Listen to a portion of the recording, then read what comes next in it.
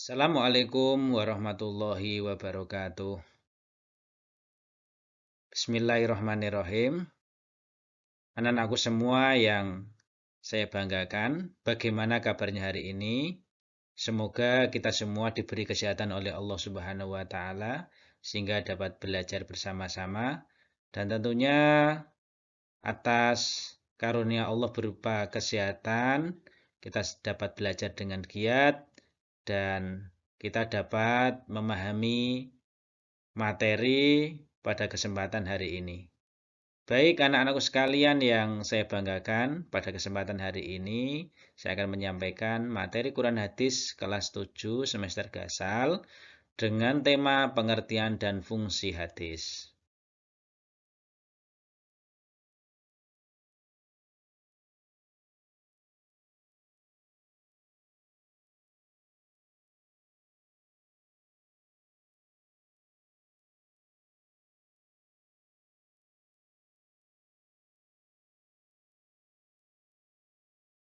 Anakku yang saya banggakan, menu video pembelajaran pada hari ini yang pertama adalah kompetensi dasar, yang kedua tujuan pembelajaran, yang ketiga isi materi, yang keempat kesimpulan. Baik, kita lanjutkan.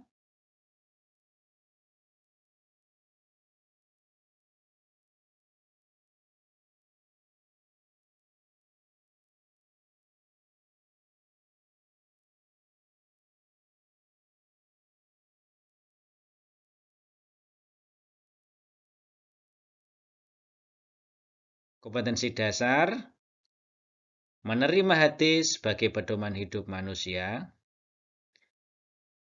menjalankan sikap tanggung jawab dalam berperilaku sesuai dengan hadis,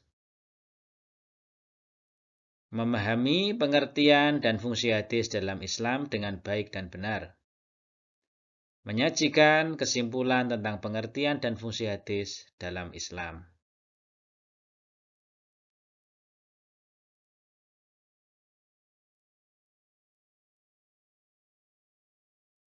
Tujuan pembelajaran pada hari ini, peserta didik dapat mendefinisikan pengertian hadis dengan baik dan benar. Peserta didik dapat menyebutkan fungsi hadis dengan baik dan benar. Peserta didik dapat mendeskripsikan cara efektif memfungsikan hadis dalam kehidupan sehari-hari dengan baik dan benar. Peserta didik dapat mempresentasikan ciri perilaku hidup yang sesuai dengan hadis dalam kehidupan sehari-hari dengan baik dan benar.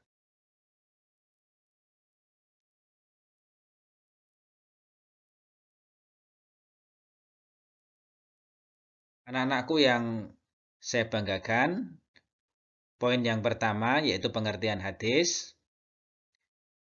Al-hadis menurut lughah atau bahasa berasal dari bahasa Arab yang berarti baru, muda, cerita, berita, dan riwayat dari Nabi Muhammad Shallallahu Alaihi Wasallam. Adapun pengertian hadis menurut istilah terdapat beberapa definisi atau pengertian.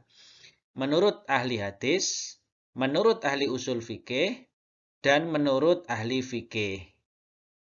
Beberapa pengertian hadis menurut istilah. Yang pertama, al-haditsu aqwaluhu sallallahu alaihi wasallam wa af'aluhu wa ahwaluh. Yang artinya hadis adalah ucapan, perbuatan dan keadaan Nabi Muhammad sallallahu alaihi wasallam. Yang kedua, ma udhifa linabiyyi sallallahu alaihi wasallam qaulan au fi'lan au taqriran au nahwiha. Segala sesuatu yang disandarkan kepada Nabi Shallallahu Alaihi Wasallam, baik perkataan, perbuatan, takrir atau persetujuan, ataupun yang sepadannya.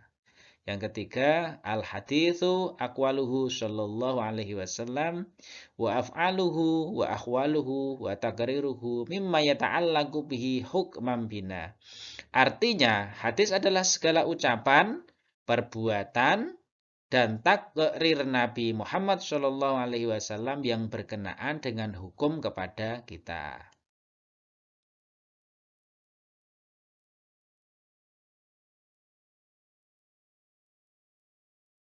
Baik, kita lanjutkan. Menurut para ulama, hadis merupakan sinonim dari sunnah, yaitu setiap sesuatu yang diriwayatkan atau dinisbahkan kepada diri Rasulullah Shallallahu Alaihi Wasallam, baik berupa perkataan, perbuatan, dan penetapan, sifat atau perjalanan Nabi, baik sebelum atau sesudah diutus menjadi Rasul.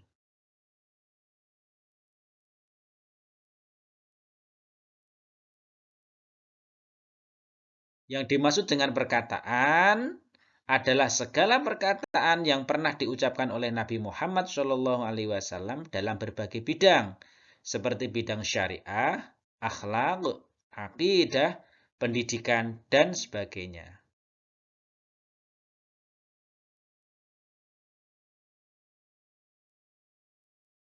Kemudian yang dimaksud dengan perbuatan adalah penjelasan-penjelasan praktis Nabi Muhammad SAW terhadap peraturan-peraturan syara yang belum jelas teknis pelaksanaannya, seperti halnya jumlah rakaat, cara mengerjakan haji, cara berzakat, dan lain-lain. Perbuatan Nabi yang merupakan penjelas tersebut haruslah diikuti dan dipertegas dengan sebuah sabdanya. Paham ya anakku? Baik, yang sekarang adalah takrir. Yang dimaksud dengan takrir adalah keadaan beliau yang mendiamkan atau tidak mengadakan sanggahan dan reaksi terhadap tindakan atau perilaku para sahabatnya, serta menyetujui apa yang dilakukan oleh para sahabatnya itu.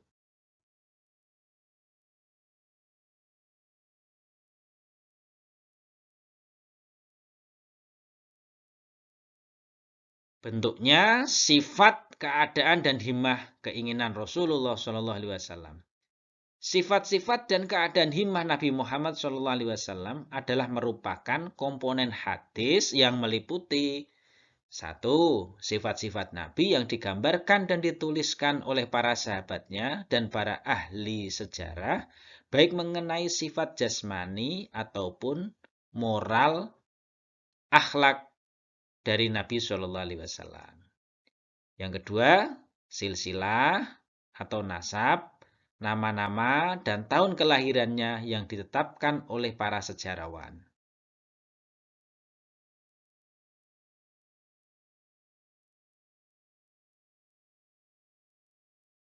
Yang ketiga, himmah atau keinginan Nabi untuk melaksanakan suatu hal seperti keinginan beliau untuk berpuasa setiap tanggal 9 Muharram.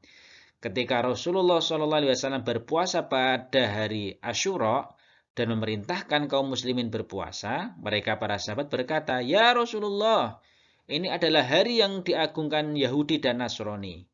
Maka Rasulullah SAW pun bersabda, jika tahun depan kita bertemu dengan bulan Muharram, kita akan berpuasa pada hari ke-9 atau tanggal ke-9. Hadis riwayat Bukhari dan Muslim. Paham ya anak-anakku sekalian? Kita lanjut. 2. Fungsi hadis terhadap Al-Quran.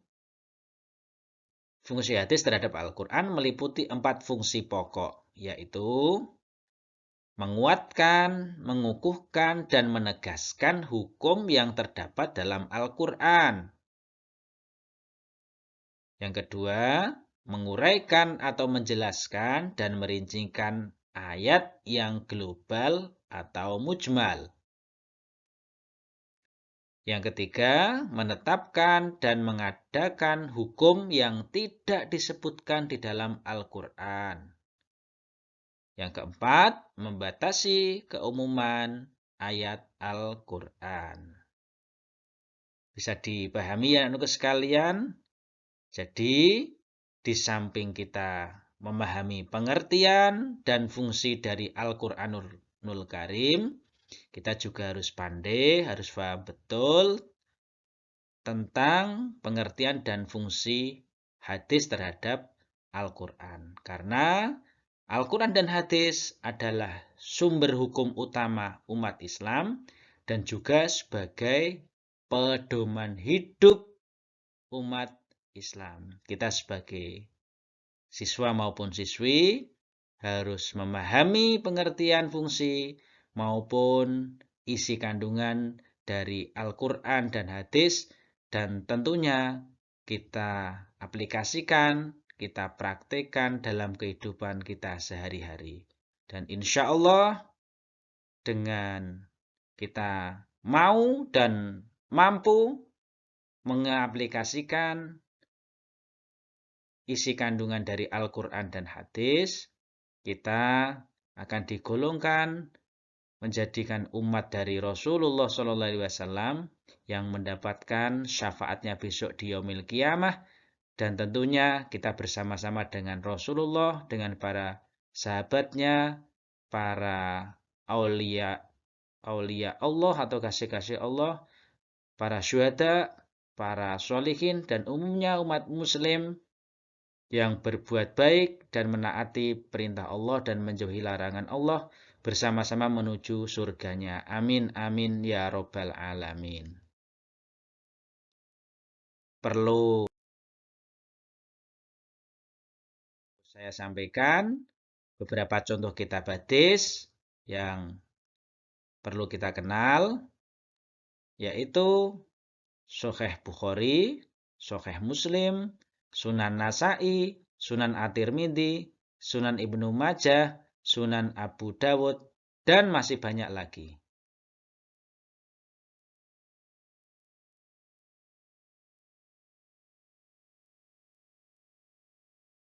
Berikut contoh-contoh kitab hadis yang familiar adalah kitab Sahih Muslim, Sahih Imam Al-Bukhari, Sunan Abu Dawud, dan masih banyak lagi yang perlu kita ketahui dan kita kenal sebagai tambahan referensi rujukan dalam kita memahami hadis dari Rasulullah Shallallahu Alaihi Wasallam. Demikian yang dapat saya sampaikan. Semoga dapat menjadikan ilmu yang berkah dan manfaat. Amin ya robbal alamin. Terima kasih atas perhatiannya. Wallahu a'lam bishawab. Wassalamualaikum warahmatullahi wabarakatuh.